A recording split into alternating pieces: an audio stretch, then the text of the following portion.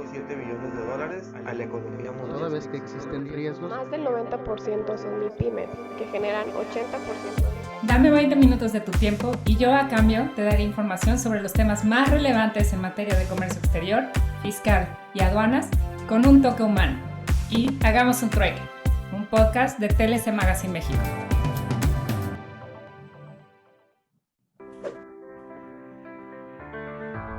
Por supuesto. Por supuesto. Sí, claro que sí, ampliamente, ya que tiene muchísimas ventajas estudiar en Trade Law. Está desarrollando profesionistas de alto nivel y de gran calidad. Nos permite un crecimiento profesional, personal. Y pues es la mejor inversión para tu futuro. Hola, ¿cómo están? Bienvenidos a un programa más, a un evento más de Hagamos un Trueque. Antes que nada, quisiera decirles que empezamos junio con el pie derecho. Además que en junio vamos a tener muchísimos invitados, así que los invito a que se sigan conectando con nosotros. Va a haber invitados a nivel internacional, de Argentina, Romina Gallao, otra vez va a estar con nosotros, Edgar Preciado, va a estar Enrique Cano de Uruguay, va a estar con nosotros el procurador fiscal, Carlos Romero Aranda. Vamos a cerrar también con broche de oro para antes, exactamente antes de que empiece el TEMEC, va a estar con nosotros también una mesa de los que negociaron el tratado. Así que en junio tenemos realmente un calendario excepcional. Por favor, síganse conectando. Y qué mejor que empezar con el pie derecho, con el maestro Ricardo Méndez Castro. Bienvenido, Ricardo. Muchas gracias. Pero déjeme, pongo la presentación. No sé si me pueden... Y mientras pones la presentación, yo quiero presentarlo, porque realmente Ricardo es un socio, es nuestro amigo, es un colaborador, que una de sus principales cualidades es que es muy generoso con su conocimiento. Quisiera leer su semblanza. Él es licenciado en Comercio Exterior y Aduanas por el Tecnológico de Baja California y en Derecho por la Universidad de Humanitas. Es presidente de la Academia de Derecho Fiscal del Estado de Baja California, instructor autorizado para impartir cursos de capacitación por la Secretaría de Trabajo y Previsión Social. Es maestro en Derecho Fiscal por la Universidad Iberoamericana, cuenta con la especialidad de Asesoría de Cumplimiento Legal y Operación Aduanera. Es catedrático de materias especializadas en materia aduanera y de comercio exterior a nivel licenciatura y maestría en diversas universidades del país. Cursó los diplomados en Formación Integral Aduanera y de Comercio Exterior, así como de Administración de Comercio Exterior y Negocios Internacionales. También participa activamente en el Colegio de Contadores Públicos de Baja California y en el Comité de Comercio Exterior de la Asociación de INDEX. Es autor del libro de Contribuciones al Comercio Exterior por Editorial ICEF, autor del libro Manual Práctico Técnico para la Elaboración de Pedimento Aduanal por Tax Editores, entre otros libros especializados, como IMEX 360, que si quieren, en Baja California se los podemos hacer llegar, o nos mandan un correo. Actualmente es líder de consultoría en TLC Asociados, socio director de Trade Law College y director académico en el Centro de Estudios Jurídicos del plantel Baja California. El día de hoy nos va a dar la plática de toma el control de tu propio cumplimiento aduanero para la prevención de sanciones. Ricardo, es un honor tenerte aquí con nosotros. Bienvenido. Muchísimas gracias. Muchas gracias a Daniela por invitarme a este grupo, pues donde ya vimos que han participado pioneros del derecho aduanero y que, bueno, pues que tenga la fortuna de compartir ahorita con TLC Magazine este tema sobre el cumplimiento. Y bueno, sobre todo agradezco desde hace ya tiempo que me invitaron a colaborar en esta revista, pues donde cada vez más se van sumando articulistas, ¿no? Estudiosos de la materia del derecho aduanero, del derecho de comercio exterior, de la parte administrativa, de la parte fiscal, y que pues enriquecen, ¿no?, las aportaciones que realizan. Yo la verdad es una revista que no me la pierdo constantemente antes de que La ventaja de con Daniel es que la tengo antes de que salga a la venta. Ese es uno ahora sí que de los privilegios que tenemos, ¿no? Por compartir estos, es que se me está moviendo aquí la presentación, de compartir este conocimiento. Y bueno, pues el día de hoy quiero hacerlo también un poco más práctico, que ustedes también comenten algunos puntos para tener una retroalimentación sobre todo esta ola que se ha venido dando de la parte del compliance. Yo lo quise llamar en español cumplimiento. Sin embargo, creo yo que pues es un sistema de gestión que poco a poco va a ir ganando terreno en el ámbito empresarial. Y pues yo creo que también una parte importante es que sea reconocido sobre todo en nuestro sistema jurídico, que tengamos algunas normas en donde, como ahorita vamos a ver en la ley aduanera, ya se reconoce ese tipo de modelos. En algunas podrá ser obligatorio, en algunas optativas. Sin embargo, pues creo yo que debemos de implementarlo dentro de las organizaciones. Y bueno, pues aquí, por eso les digo que espero que tengamos una retroalimentación, que hagan comentarios ahí en el chat. Incluso si hay que abrir el micrófono, pues lo abrimos para que quieran realizar alguna aportación. Y sobre todo, pues aquellas empresas o colegas que trabajen en áreas de cumplimiento. Miren, ¿por qué hablamos del compliance del ámbito aduanero? Bueno, pues como un servidor lo ha aplicado ya en la práctica, es no solamente ver la parte aduanera, ¿no? Sino relacionarlo con otros temas como es el fiscal, cuestiones ahí corporativas, y sobre todo también, bueno, pues algunos temas que son del ámbito penal, porque pues sabemos que tal como lo señala el Código Penal Federal en el 11 bis, pues el tema de contrabando, el tema de defraudación fiscal, pues son aspectos que están contemplados en este ordenamiento jurídico. Y vean, en el ámbito aduanero, recordemos que hay una nueva figura que va a intervenir en el despacho de las mercancías. Y bueno, pues a esto ustedes saben que se le denomina la agencia aduanal, que es como la evolución, por decirlo de alguna forma, del agente aduanal, en el caso de que pretenda tener la continuidad de su negocio. Y pues hasta hoy es la única alternativa pues, que tienen los agentes aduanales para crear ese tipo de sociedades, ¿no? Y vean cómo dentro de los requisitos que establece la ley aduanera, cuando surge esta reforma el 25 de junio del 2018, que tuvo vigencia el 22 de diciembre.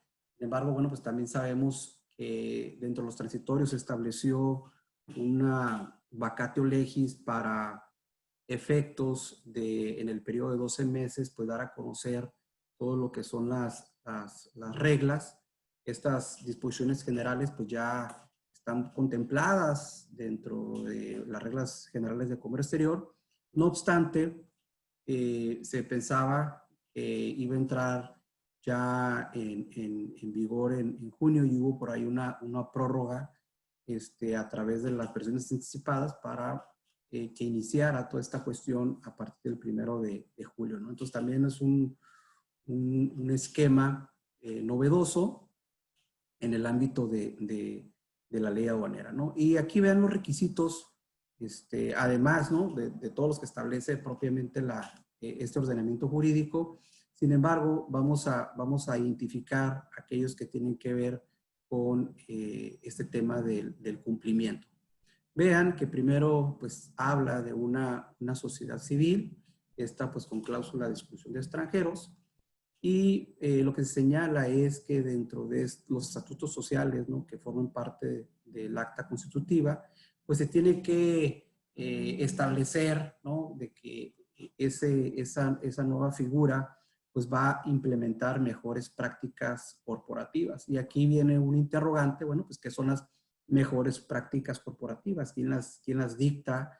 Si son organismos internacionales de carácter privado, son de carácter público, si son empresas, por ejemplo, las despachos, ¿no?, transnacionales, si son quienes dictan las mejores prácticas corporativas, o en qué momento un procedimiento llega a ser una mejor práctica corporativa. Entonces son temas que a veces pues no solamente son la terminología, ¿no?, sino que tiene un ámbito muy amplio, ¿no? ¿Quién las reconoce estos procedimientos como mejores prácticas corporativas?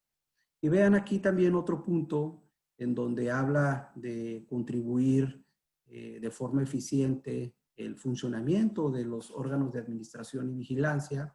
Es decir, ya de alguna manera impone que debe de existir un órgano de administración y vigilancia de la organización, que probablemente a lo mejor en una ley general de sociedades mercantiles, pues tal vez hablaba de lo que era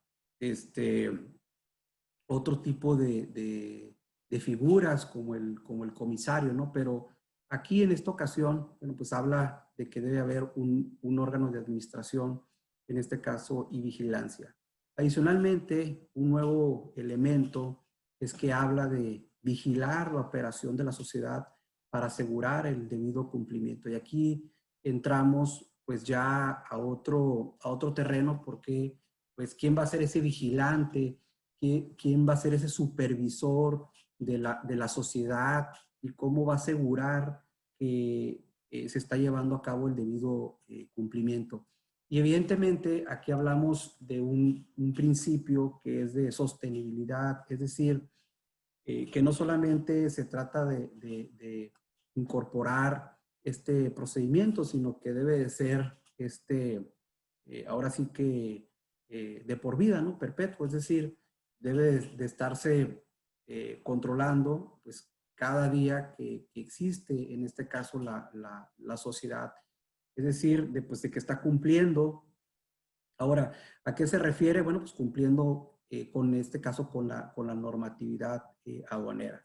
También, bueno, pues en este otro requisito habla de implementar estos mecanismos para la identificación y administración y control de riesgos. Y esto prácticamente estamos hablando de un sistema de gestión de riesgos. Recordemos que este sistema de gestión de riesgos pues contiene elementos como son el primero, que es la identificación de esos riesgos, es decir, para un agente aduanal, cuáles serían esos riesgos derivados de la actividad que desempeña. Por ejemplo, cuando hablamos de la evaluación de esos riesgos, obviamente nosotros lo identificamos a veces como el risk assessment, y bueno, pues también lo que es la administración de esos riesgos, ¿no? Entonces, ya en su conjunto, que esto se le conoce como el risk management, es decir, pues no solamente se trata de identificar aquello que posiblemente puede afectar la continuidad del negocio de una agencia aduanal, sino que adicionalmente se requiere pues evaluar ese riesgo, darle un tratamiento, ¿no? Y todo esto pues lo concentra pues prácticamente en dos renglones que pues bueno, así es como está considerado en este caso en la ley. Y aquí, por ejemplo, se habla de emitir un código de ética observable. O sea, ¿por qué no un código de conducta? ¿Por qué refiere un código de ética? Sabemos que, por ejemplo, en el caso de algunos otros ordenamientos que sí menciona otra figura que es el código de conducta. Bueno, un código de conducta viene siendo pues una serie de principios, de lineamientos que en un momento dado establece la organización de cuáles son su visión, cuáles son sus valores, y que en este caso pues va a tener dentro pues de este documento, pero no solamente es que lo tenga, ¿no? Sino que además deberá ser observable, es decir, pues va a haber un supervisor que efectivamente tenga el documento, pero que se esté cumpliendo debidamente, ¿no? No lo vamos a hacer como, ya saben, ¿no? Por decirlo de alguna forma, ¿no? Pues la Biblia que todos tenemos en el cajón, ¿no? Pues para cuando me sienta, en este caso solo, pues me pongo a leerla, ¿no? Sino esto es algo práctico que se debe estar llevando a cabo día con día. Vean. Entonces, estos elementos, les digo, son los que se reconocen ya en otros dispositivos cuando estamos hablando prácticamente del compliance, ¿no? Pero aquí les decía, se está aplicando de manera muy particular a la agencia aduanal. O sea, ¿por qué esos elementos no los encontramos como un requisito, por ejemplo, para tramitar un padrón de importadores, para tramitar un programa IMEX, para gestionar una certificación en materia de BJEPS? Por ejemplo, si los encontramos, esos elementos muy dirigidos, por ejemplo, al operador económico autorizado.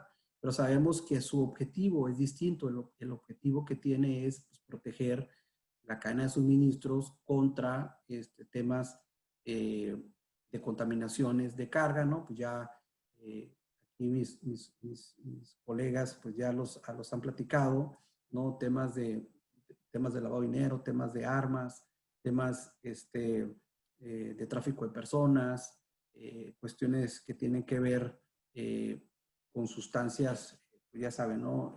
Nocivas para la salud y todo ese tipo de cuestiones. Y vean,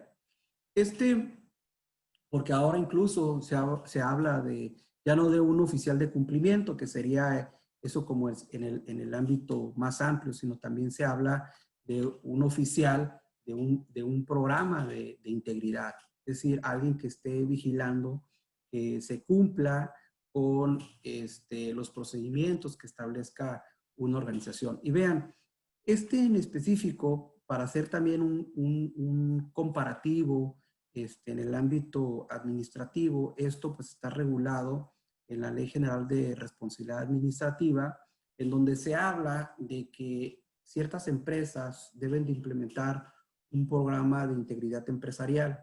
Pero ¿cuál es el beneficio? O sea, ¿qué voy a obtener yo por el simple hecho de incorporar en mi organización este tipo de sistemas o este tipo de programas? Bueno, pues aquí este ordenamiento jurídico trata de que vas a tener un beneficio en el caso de que exista una responsabilidad por parte de alguien que esté laborando en tu empresa, que haya intervenido en un acto ilícito.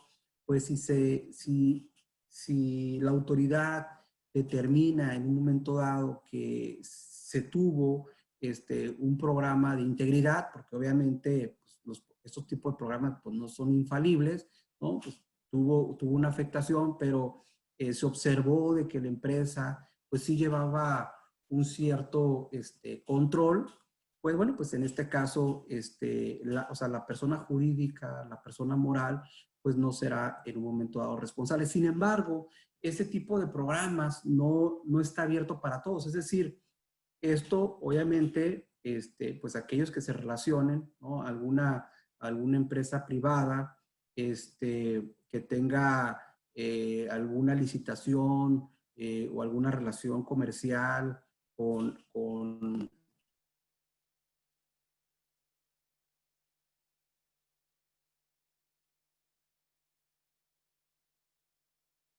esta cuestión. O sea, también es un tema importante porque a lo mejor algunos van a decir, bueno, ¿por qué yo tengo que implementar este tipo de sistemas? Pues si no voy a obtener un beneficio por parte, en este caso, del gobierno. Y es que a veces aún obteniendo ciertos beneficios, la verdad es que hay empresas que no desean aplicar, ¿no? Ahí tenemos el caso de la certificación en materia de BGEPS que ya habíamos hablado anteriormente, en donde nos están diciendo, ¿sabes qué? Si eres una empresa que tiene opinión positiva, si tienes 10 empleados, si cumples con tus obligaciones obrero-patronales, puedes obtener la certificación de IBGEP si eres una empresa IMEX, solamente tienes que cumplir con estos requisitos. Y bueno, vemos que el 42% de las empresas pues no cumplen, ¿no? Vemos listados de empresas que publican en términos del 69 B, ¿no? Porque realizan operaciones inexistentes, porque no cuentan con infraestructura, con capacidad productiva, con empleados que están como no localizados, todos los requisitos que se establecen ahí. Entonces, dice, ¿por qué yo voy a querer implementar este tipo de sistemas, ¿no? Además, bueno, pues como cualquier otro sistema, pues requiere de un control, o sea, requiere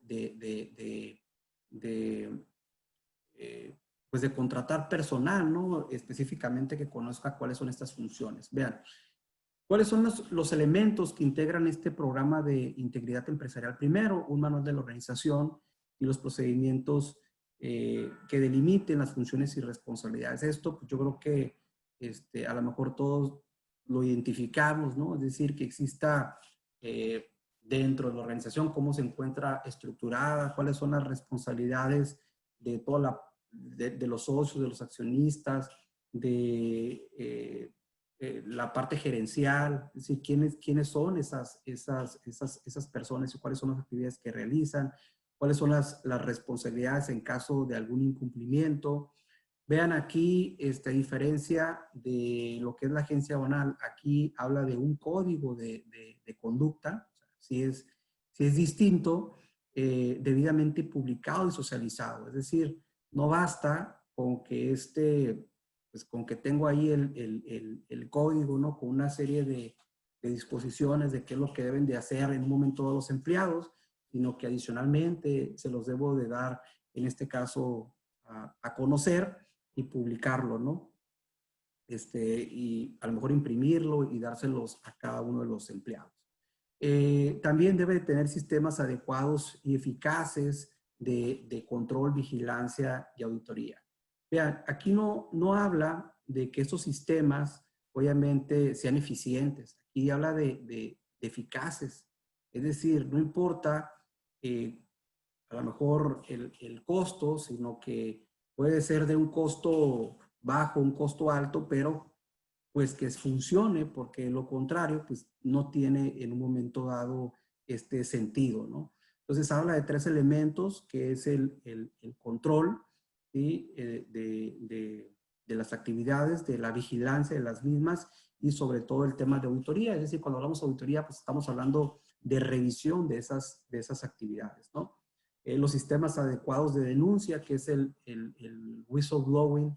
Esto lo hemos visto ya, lo platicamos en aquella ocasión, del 69B TER, ¿no? Que habla del delatador fiscal, de quien informa para un procedimiento en específico, el que tiene que ver con operaciones inexistentes, ¿no? Pues de que se están llevando a cabo ciertas actividades que posiblemente pudiesen ser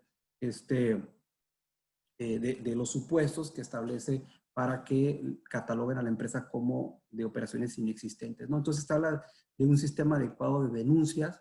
Esos sistemas de denuncias tradicionalmente pueden ser para reportar, ya sea a nivel gerencial, a nivel alta gerencia, si es que hay no sé, un gerente de planta o hay órganos de control, o incluso pues, directamente a los socios o accionistas, ¿no? O sea, hay diversos sistemas de denuncia, ¿no? Ya dependerá de la empresa. Sin embargo, aquí te está hablando de que por lo menos tenga uno, ¿no?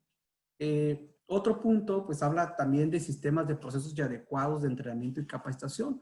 Y bueno, pues hemos comentado que la capacitación pues debe ser efectiva, es decir, pues que en realidad pues te sirva, que estés aprendiendo, ¿no? Porque pues yo les platicaba, ¿qué caso tiene, no? Pues que te mando a los cursos para que aprendas del sistema de anexo 24, anexo 31, incluso de clasificación arancelaria, ¿no?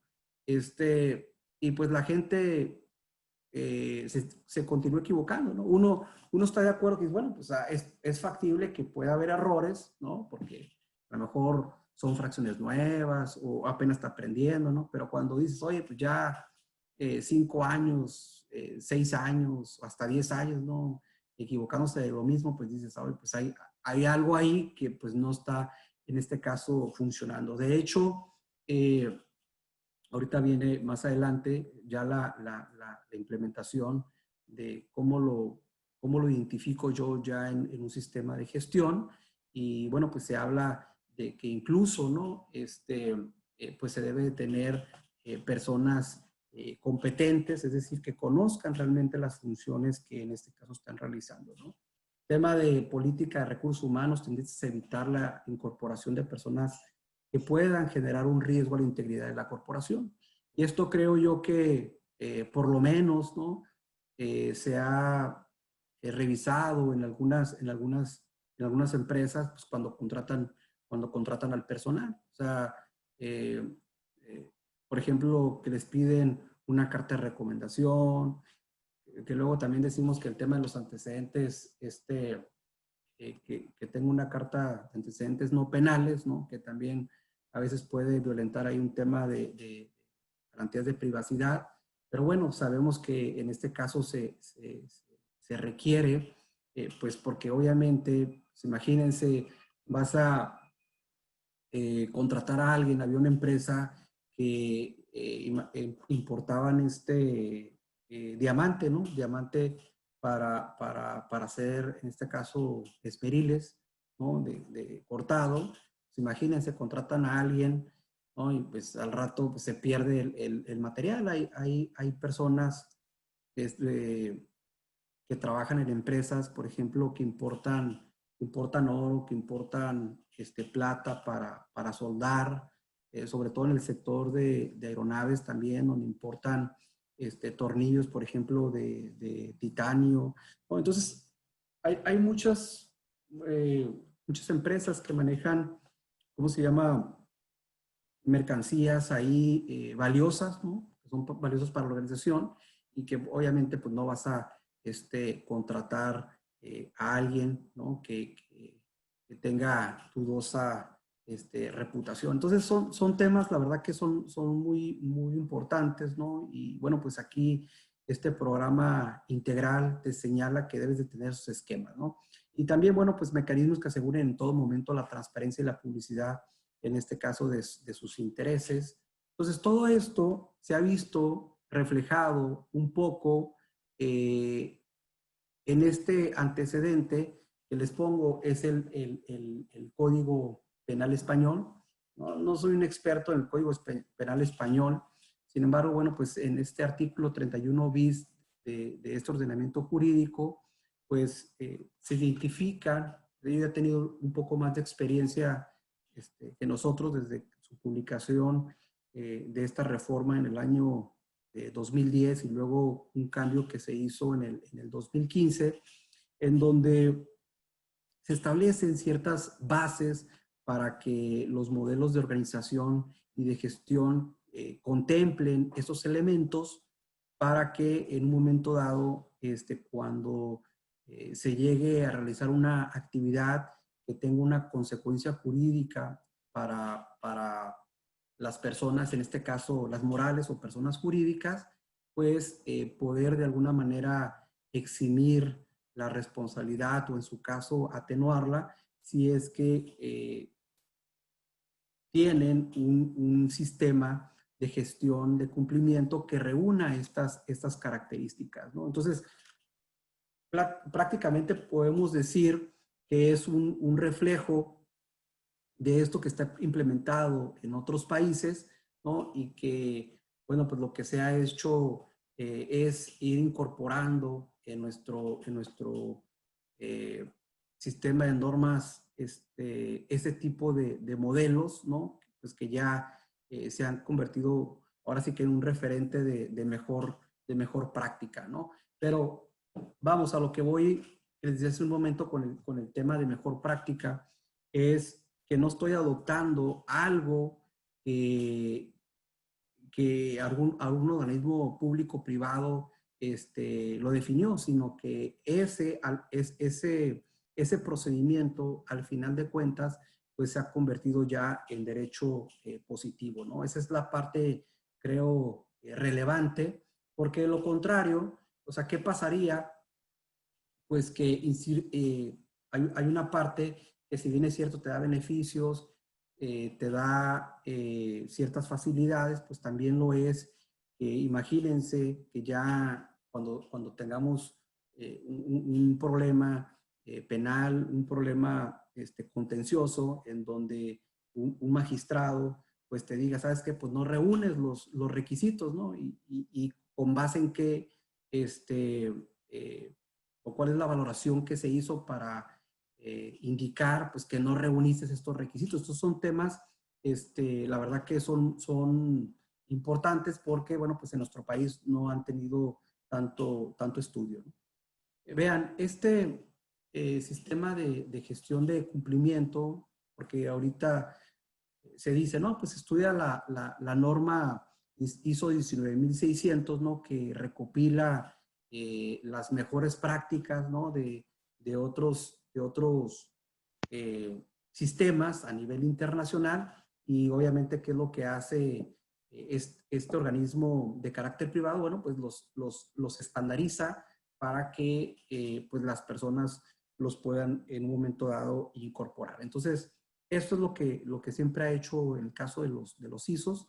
Aquí viene, por ejemplo, los elementos que contiene esta norma. Sin embargo, bueno, pues aquí la característica particular de este sistema es que no era certificable, y hoy en día se está buscando pues que sea certificable. Ahora, no, pues ha evolucionado, ¿no? Como también las propias normas van cambiando, pues aquí se genera lo que viene siendo la ISO 37301, que se prevé que a finales de este año ya quede para que sea publicada en el 2021, ¿no? Entonces ahorita está al igual que las ISOs cuando se van creando, está en un proceso de análisis, ¿no? En proceso de escuchar a los interesados. De hecho, yo acabo de tomar un curso para conocer, ¿no? Cuáles son las novedades, ¿no? En relación con la ISO 19600. Y, por ejemplo, aquí ya se habla de la implementación de una cultura de cumplimiento. Pero no solamente es el decir, yo tengo implementado una cultura de cumplimiento, sino que debes de tener una aplicación dentro de la organización, es decir, que lleves un control. ¿Cómo es que tu empresa ha implementado y cómo has ido agregando elementos a esta cultura del cumplimiento? Eso es un tema interesante. Es decir, ¿qué has hecho tú como organización para decir que has implementado la cultura del cumplimiento? Entonces, ¿a través de qué actividades, ¿no? Entonces, todo esto pues debe de ser auditable, ¿no? Debe ser revisado, y bueno, pues que en realidad, pues como se dice en este argot del cumplimiento, pues que las empresas no tengan solamente los procedimientos, un manual o un listado, ¿no? Sino que verdaderamente pues los implementen, que no sea un fake compliance o un make-up compliance, ¿no? Que básicamente se refiere a que tengan un sistema de cumplimiento, no de cumplo y miento, que es una frase que ha estado comentándose mucho en estos temas del compliance, ¿no? Pues aquí creo que uno de los elementos también muy importantes es el tema del liderazgo, y el liderazgo ha quedado claro que debe de ser liderado o debe ser llevado a cabo por lo que son los socios y los accionistas. Si habláramos de una agencia aduanal, pues, bueno, pues sería por quien tiene la autorización. Si hablamos de una empresa IMEX, bueno, pues no estamos hablando de una persona en específico, sino son los socios, los accionistas quien son parte integrante de la organización, ¿no? Entonces son elementos, yo creo que muy importantes sobre toda esta cuestión del sistema de cumplimiento. Ahora, la vez pasada habíamos comentado un poco acerca de lo que son las partes interesadas, bueno, que también los podemos llamar como grupos interesados, los stakeholders, los socios comerciales, y que pueden ser muchos más, porque depende del giro de la organización. Hablábamos de un contexto que puede ser interno, puede ser externo, incluso ahora en esta ISO 37301 se habla ya de que no necesariamente el sistema de gestión que incorpores tiene que ser en toda la empresa, en todo el organismo, sino puede ser a un departamento o puede ser a funciones específicas que así lo desees, ¿no? Es decir, cuando en la ISO 19600 se hablaba de implementar un sistema de gestión de cumplimiento, pues se hablaba de manera global, y hoy no, hoy se habla de que los tengas les digo, como en ciertos sectores o en ciertas actividades, ¿no? Entonces, evidentemente todo esto, pues tú vas a determinar el alcance. Les decía yo, pues hay un compliance que se le conoce como ad intra o ad extra, que estamos hablando, por ejemplo, si lo quiero hacer en un contexto externo o en un contexto interno, y pues evidentemente debo de conocer quiénes son las figuras que participan en este caso, ¿no? Pues bueno, pues aquí tenemos a la aduana, ¿no? Que es en un momento dado una institución que pues ante ella se llevan a cabo ciertas operaciones, pero bueno, también pudiese ser otra autoridad, ¿no? del Servicio de Administración Tributaria, solamente lo puse a manera de ejemplo. En el caso del agente aduanal, la agencia aduanal o los representantes legales del despacho, ¿no? Todo lo que establece el artículo 40. Los agentes de carga, que prácticamente estamos hablando de los freight forwarders, obviamente el transportista, incluso los empleados son partes interesadas en toda esta cuestión del cumplimiento. En el caso de los almacenes o bodegas donde se tengan en un momento dado mercancías, ¿no? Que se contratan en ocasiones a ciertas empresas para tener ciertos inventarios. En el caso de proveedores, los proveedores de algún tipo de servicio, o en el caso ya sea los proveedores de materias primas, ¿no? Todos estos, bueno, pues pueden intervenir, pues pueden existir más, inclusive organismos de certificación. A lo mejor yo soy una empresa que está certificada, también pueden intervenir, ¿no? Y vean, aquí ya para entrar un poquito en materia, y sobre todo, yo normalmente siempre considero estos elementos cuando estábamos hablando de identificación del riesgo, y que obviamente también lo tenemos que evaluar, y para saber después cómo en un momento dado lo podemos mitigar. Pues esto yo lo voy a ir identificando, por ejemplo, en relación con las partes interesadas. O sea, estamos hablando de socios o accionistas, porque sabemos que dentro de una organización puede ser que una de estas personas tenga otras sociedades, ¿no? Y que a veces no sabemos cómo están en otras sociedades. O que tienen acciones en otra sociedad, y pues no sabemos en un momento dado cómo las están manejando. Puede ser que de manera excelente, o puede ser que tengan algún problema, ¿no? Sin embargo, bueno, pues esto afecta directamente a la organización, que es la que estamos en un momento dado evaluando, ¿no? Por ejemplo, hablando de la parte aduanera, identificamos el tema de padrones, el tema de las empresas que tienen un programa IMEX o aquellas que están certificadas en materia de EBJEPS, y vean cómo, por ejemplo, un representante legal, un socio accionista, ¿no?, que sea suspendido, una de las causales que establece este catálogo, establece la regla 133, que si en un momento dado estos son suspendidos, pues no pueden auxiliar a otras empresas. De lo contrario, pues evidentemente, pues también serán suspendidos, ¿no? Por eso habla aquí de que aquellos que tengan como representante legal un socio accionista o un miembro de alguna empresa o persona física que haya sido suspendida por alguna de las causales y en un momento dado no lo hubiese, en este caso, desvirtuado, pues se establece que también en un momento dado serán suspendidos. Y vean, por ejemplo, el caso del IMEX, donde habla de cuando la autoridad determine que sus socios o accionistas se encuentren vinculados a una empresa que se le hubiese cancelado el programa IMEX. Si se fijan cómo es importante identificar a los socios o accionistas, pues ya sabemos que hay un riesgo.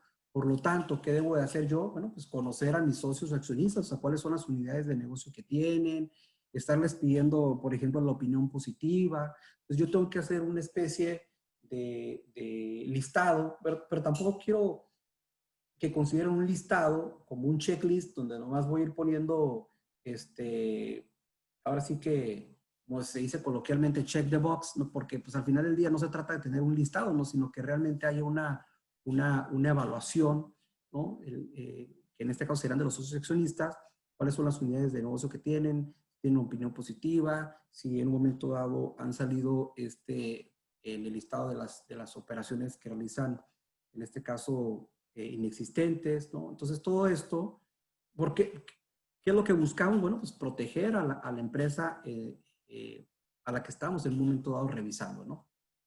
Vean, existen otro tipo de riesgos también, por ejemplo, en el caso de los operativos, aquí el clásico de excedentes o faltantes de mercancías, en el caso, por ejemplo, de exportaciones, cuando no ingresan físicamente las mercancías al extranjero, por ejemplo, no acreditar entrega de las operaciones virtuales, que también es muy frecuente. Recordemos que en el tema de operaciones virtuales se han establecido muchos candados, sobre todo porque antes, ya de por sí, ¿no? Con el esquema que sí establece muchas facilidades administrativas, el hacer como que las mercancías se exportan o se importan, bueno, pues antes hacían además como que las mercancías se enviaban y se recibían, ¿no? Por eso el control en la 4321 de que debes de tener la documentación de que se utilizó algún medio de transporte, que tienes documentación de salida y de recibo de esa mercancía.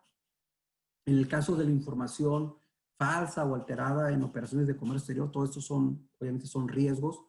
Cuando existe nueva documentación aduanera, o sea, realmente sí fue un riesgo cuando, no sé si recordaron ustedes que salió el esquema del documento de operación para despacho aduanero, el famoso DODA, o cuando recién salió el tema de las tarjetas para utilizar el esquema de PITA. O sea, pues eso realmente fue un problema en la operación, porque sabemos que apenas estamos aprendiendo y pues resulta ser que no iba bien el código de barras y multa, ¿no? Entonces, ese tipo de cuestiones, pues también son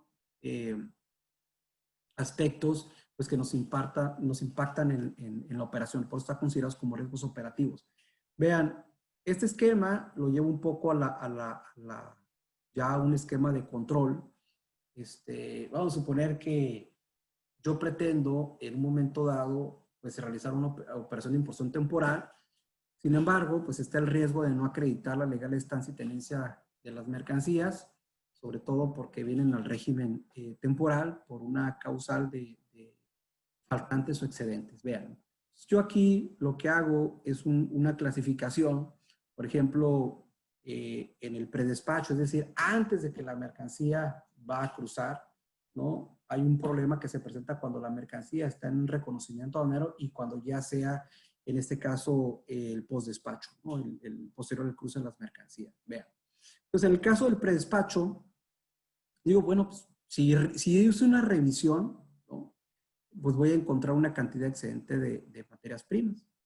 O puedo encontrar un faltante de materias primas. ¿Sabes qué? Pues no eran 5 cajas, son 4, o no eran 5 cajas, son 6, ¿no? Entonces, eso es lo que puedo identificar si es que hago una revisión. Pues si no reviso nada, pues no voy a encontrar nada, ¿no?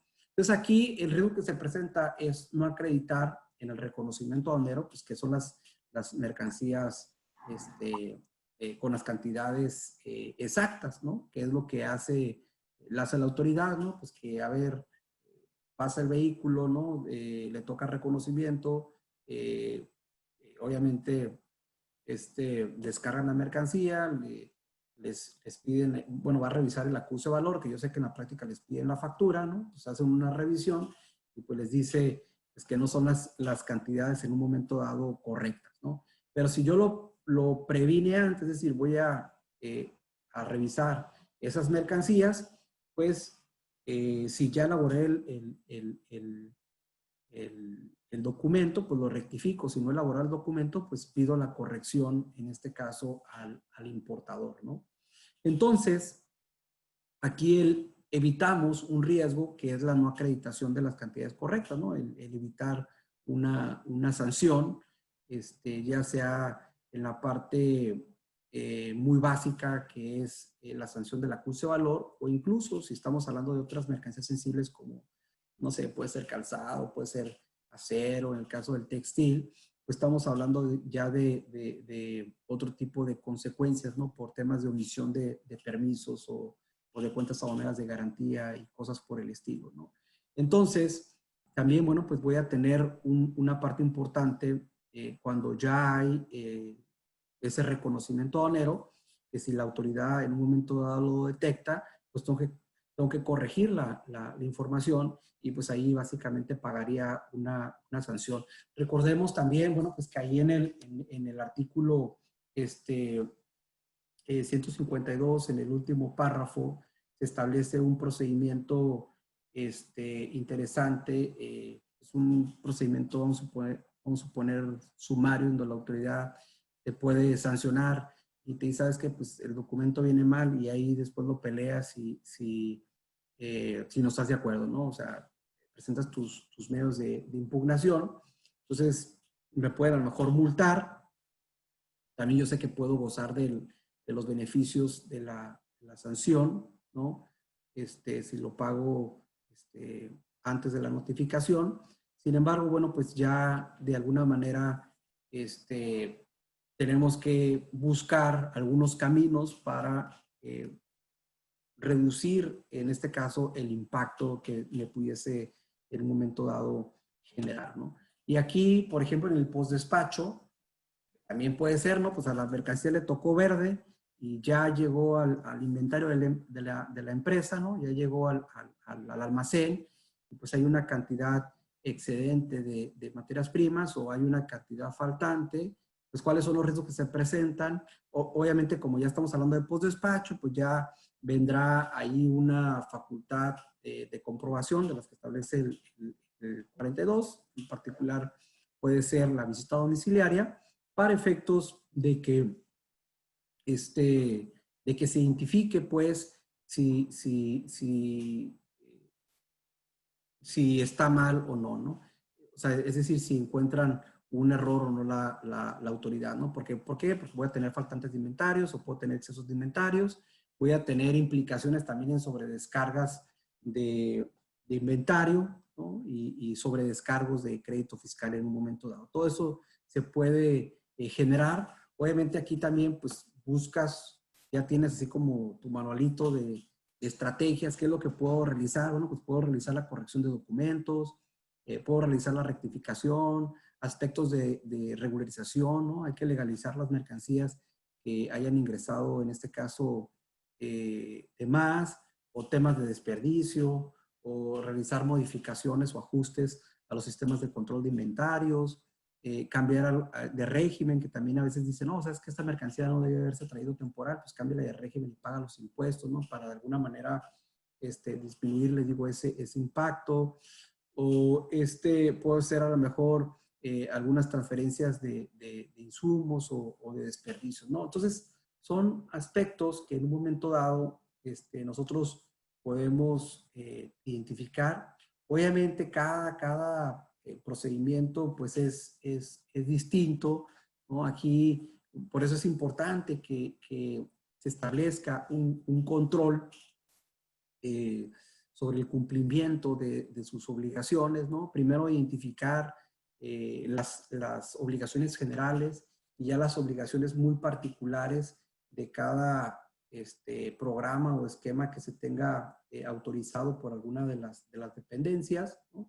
Porque a lo mejor me podrán decir, no, pues es que yo soy importador, hago puros definitivos, no tengo programa ISNET, no tengo certificación. Ah, bueno, pues me voy al giro muy particular que me es aplicable, ¿no? Y ya eliminas o no consideras aquellos que tienen que ver con el tema de las certificaciones o de los programas de fomento. Por ejemplo, el tema clásico, yo creo que es de cualquier auditoría, es el tema de revisar los expedientes.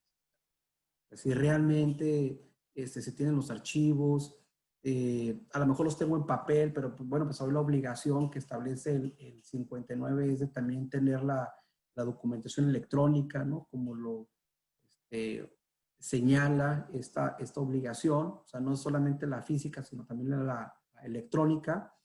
Entonces aquí, pues una serie de archivos, ¿no? Que debo de tener en mi expediente, que yo sé que es una obligación, en este caso también, por ejemplo, de la agencia aduanal, o sea, de la agente aduanal. Sin embargo, bueno, pues la obligación de él, la obligación del importador también es tener su propio expediente, ¿no? O sea, son dos obligaciones, en este caso, distintas.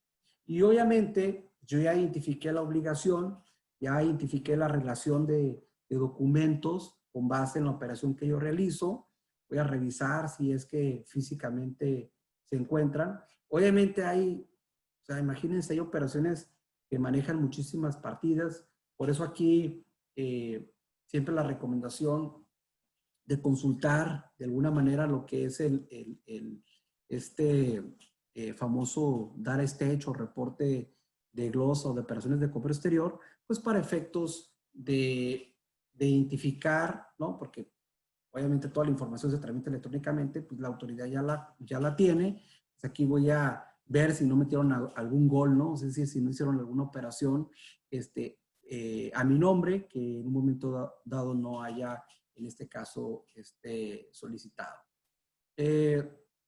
Por ejemplo, también aquí identificamos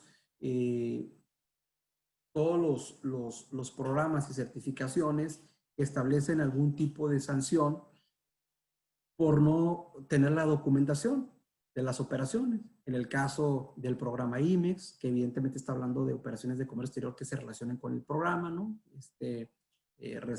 Con materias primas, se relaciona con activos fijos, o por ejemplo, cuando no se cuente con esta documentación al momento del procedimiento de importación, ¿no? O en este caso de exportación, pues imagínense las repercusiones que pueden en un momento dado tener, ¿no? Sobre todo la parte de sanciones. O sea, eso representa un riesgo, que eso yo lo voy a estar midiendo, por ejemplo, si en un momento dado es un riesgo bajo, ¿no? Es un riesgo medio, o en su caso alto, o inclusive que puede llegar a ser hasta catastrófico, ¿no? En el tema, por ejemplo, de embargo precautorio, ¿no? No solamente es la parte económica, ¿no? Sino que la mercancía en un momento dado puede pasar a propiedad del fisco federal, es decir, aun cuando sean en propiedad, pues puede en un momento dado pasar, como les digo, a propiedad de la autoridad, y ya ella pues dará otro destino, ¿no? En caso de que sea de manera definitiva. Entonces aquí sobre todo en estos temas de cumplimiento, les digo, puede venir también otros esquemas cuando traigo un valor arriba del 10%, temas que me afectan también a lo que viene siendo los padrones de importadores, incluso en temas de presunción, en este caso de contrabando, ¿no? Que esto pues prácticamente está establecido en el Código Fiscal de la Federación, ¿no? Entonces aquí ya dependerá, bueno, pues también de los montos y que la autoridad emita o solicite una declaratoria de perjuicio. Vean, otros riesgos, por ejemplo, contractuales, que ahorita con el nuevo tratado, ¿no? La evolución del Telecan al TEMEC, pues vamos a tener un tema interesante sobre verificación de reglas de origen, toda la parte de certificación de las mercancías que se consideran originarias y que se pretenda gozar un tratamiento arancelado preferencial, temas de los contratos internacionales, incluso los contratos con los prestadores de servicios, es decir, si yo tengo un contrato con la bodega, con el almacén donde están resguardadas mis mercancías, tengo un contrato con el transportista, con la agencia aduanal, toda esta parte también afecta el tema de las obligaciones, riesgos y costos bajo esos términos de comercio internacional, temas de cumplimiento de normas de anticorrupción, o sea, también incluso puede establecerse ahora muy de moda toda esta cuestión que viene en los capítulos de anticorrupción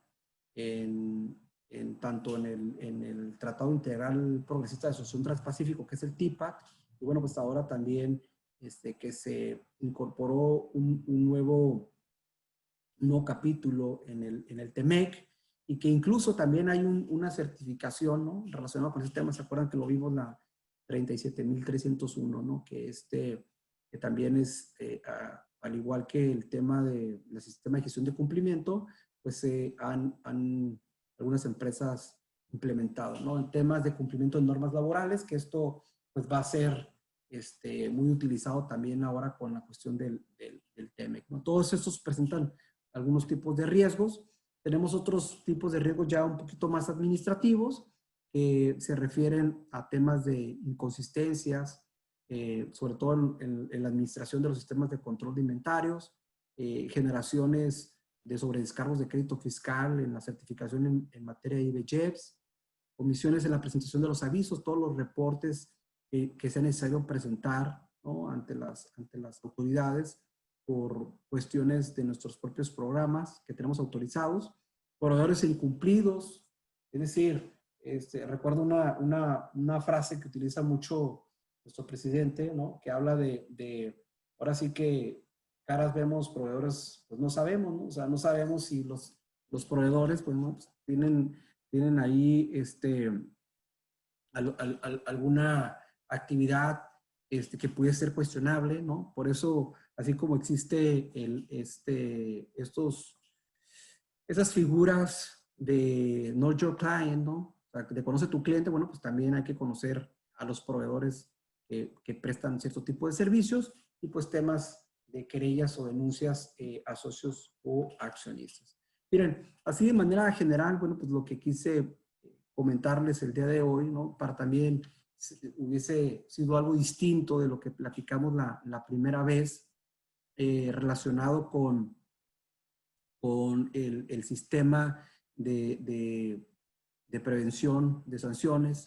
¿Recuerdan aquella plática de compliance aduanero para la prevención de sanciones? Pues el día de hoy es verlo un poquito más orientado a cuáles son los riesgos que se pueden presentar y en un momento dado, cómo en este caso los puedo identificar y tratarlos, ¿no? Sobre todo, ese es el motivo de esta charla, para que en un momento dado ustedes identifiquen sus actividades, cuáles son las sanciones que pudiesen en un momento dado aplicarles, y que en función de ello, pues ustedes tengan que controlar y sobre todo supervisar pues este tipo de operaciones, pues para que tengan a bien vigilar pues la continuidad de su negocio. Al final del día, pues son esquemas generales que les van a en este caso a servir, ¿no? Quisiera entrar a alguna plática, algún comentario que quisieran compartir, ¿no? Si podemos abrir los micrófonos y que o sea, ¿qué han visto? ¿Qué opinan? O en el caso de sus empresas, si tienen algún sistema de gestión, ¿no? En el que podamos retroalimentarnos con este tema. Bueno, pues aquí tenemos también a personas que nos están acompañando de Nuevo Laredo, de Ciudad Juárez, de Guanajuato, de Bolivia, de Oaxaca, que te felicita por excelente presentación. También tenemos el honor de que esté con nosotros el doctor Carvajal. Entonces dejamos abierto el micrófono para si alguien quiere algún comentario.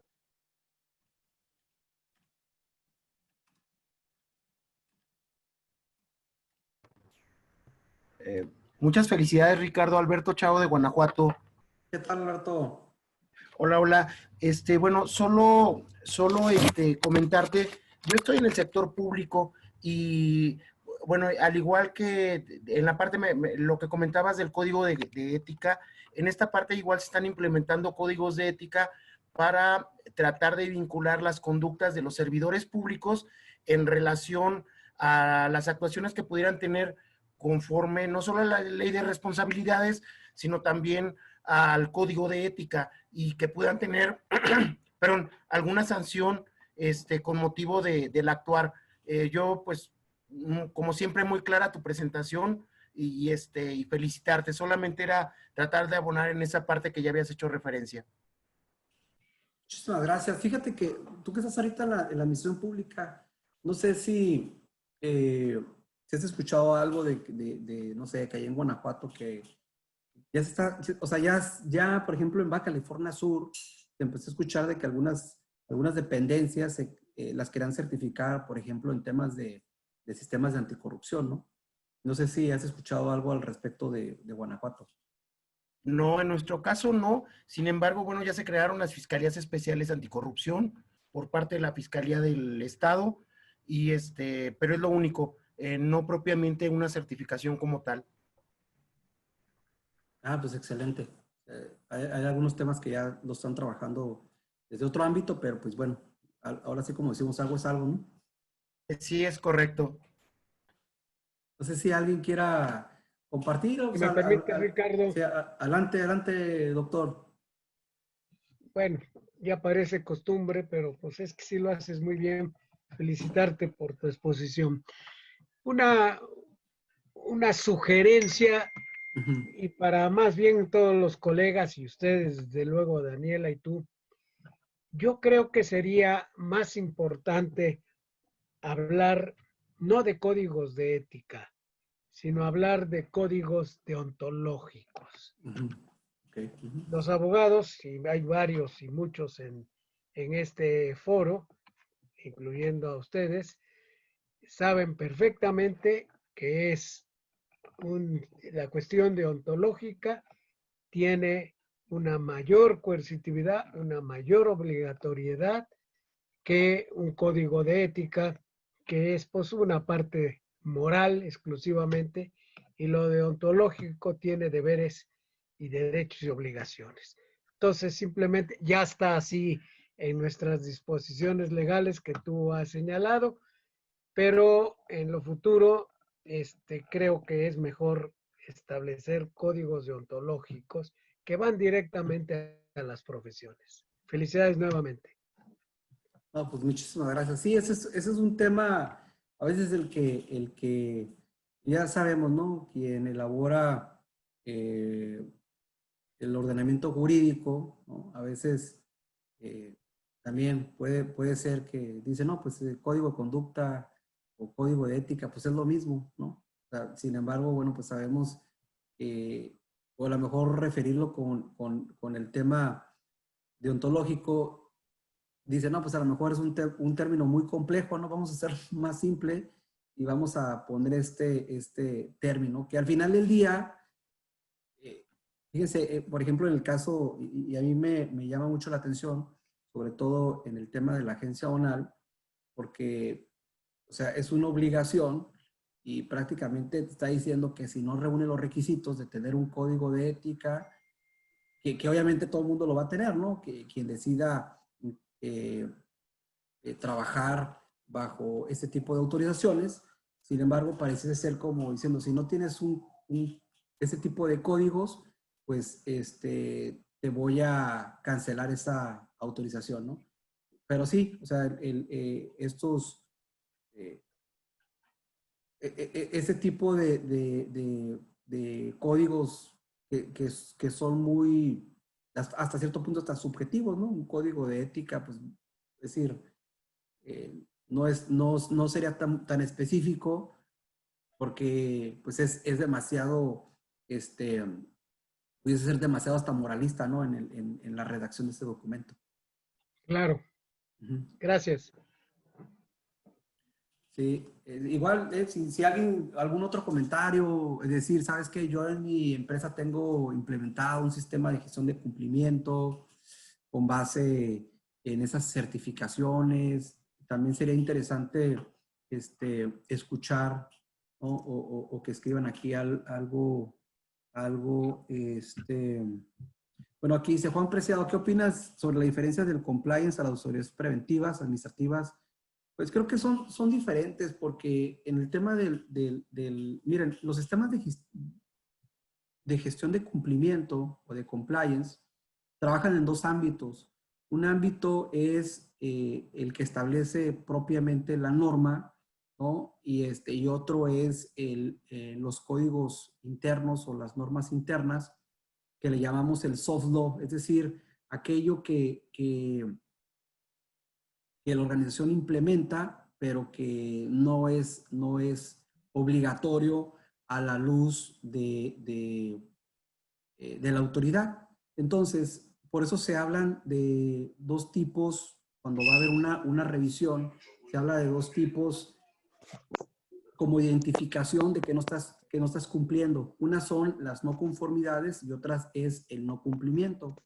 Una no conformidad es que se está incumpliendo con alguna disposición interna, es decir, si se señaló que no se iban a dar, por ejemplo, algún tipo de dádiva a ciertos clientes, y lo haces, pues ahí tendrías una no conformidad. Pero cuando, por ejemplo, hay una restricción legal, ¿no? Para realizar, por ejemplo, esa conducta, pues entonces estaríamos ante un no cumplimiento, ¿no? Entonces, o un incumplimiento. Pues esto que mencionas, Juan, pues es diferente. O sea, hay auditorías, por ejemplo, de compliance. O sea, son revisiones, ahora sí que para verificar si realmente en este caso pues está cumpliendo, ¿no? Entonces creo que distinto en el caso, por ejemplo, las administrativas o aduaneras o fiscales, pues son simplemente áreas, son áreas, pero les digo, algunas de ellas sí están reconocidas dentro de la legislación. Ahorita las que comenté, ¿no? Que realmente las reconocidas que identifico así en la práctica o en mi práctica profesional, pues son las que establece el Código Penal, las que establece la Ley General de Responsabilidades Administrativas, y en el caso de la ley aduanera, pero para un punto muy específico, que sería las agencias aduanales, que es una figura pues que todavía no está en vigor. O sea, está publicada, pero no está en este caso en vigor, ¿no? Y bueno, pues a la par existe igual otros tipos de sistemas de gestiones que las empresas, en este caso, pues también han incorporado, ¿no? Bueno, pues... Excelente, Ricardo, en verdad. Te agradecemos tu extraordinaria plática. La verdad es que sí es un tema que ahorita en otros países también está muy en boga, ¿no? Como comentabas en España, que fue el curso que tomaste, ¿cierto? Sí. Sí, pues hay que actualizarnos, ¿no? Hay que identificar cuáles son las novedades y sobre todo tratar de incorporarlas a la actividad aduanera, ¿no? Que es, yo creo que lo que a veces, en mi caso, pues llama más la atención, ¿no? Y pues te queremos dar un reconocimiento virtual, ¿no? Ahorita que nos apoyen nuestro equipo a ponerlo. Pues queremos, aquí dice TLC Magazine México y hagamos un trueque, otorga el presente reconocimiento a Ricardo Méndez Castro por hacer un trueque en la plática virtual del tema, el control de tu propio cumplimiento aduanero para la prevención de sanciones, el día 2 de junio de 2020. Ricardo, muchísimas gracias. A todos también les agradecemos muchísimo haber estado con nosotros otra vez. Los esperamos en los mismos días, lunes, miércoles y viernes. Hay algunas ediciones especiales de los programas con todo nuestro calendario para que nos acompañen a seguir estudiando, a seguir preparándonos, como dices, Ricardo, para poder cumplir con el comercio exterior. Gracias. Gracias. Muchísimas gracias a todos. De todas maneras, les dejo aquí mi correo en el chat. Si algún día quieren compartir algo, quieren que les comparta algún tema, les dejo aquí mi correo. La empresa. Licenciada, sí estoy en curso, ¿qué crees? Y bueno, pues ahí podemos seguir platicando sobre esos temas. También Muchísimas gracias. Nos vemos. Gracias a todos. También les quiero platicar que las presentaciones van a estar disponibles, las grabaciones, a través de nuestra página de TLC Magazine México y TLC Asociados. Muchas gracias y a todos que tengan muy buen día. Hemos llegado al final de nuestro episodio de hoy.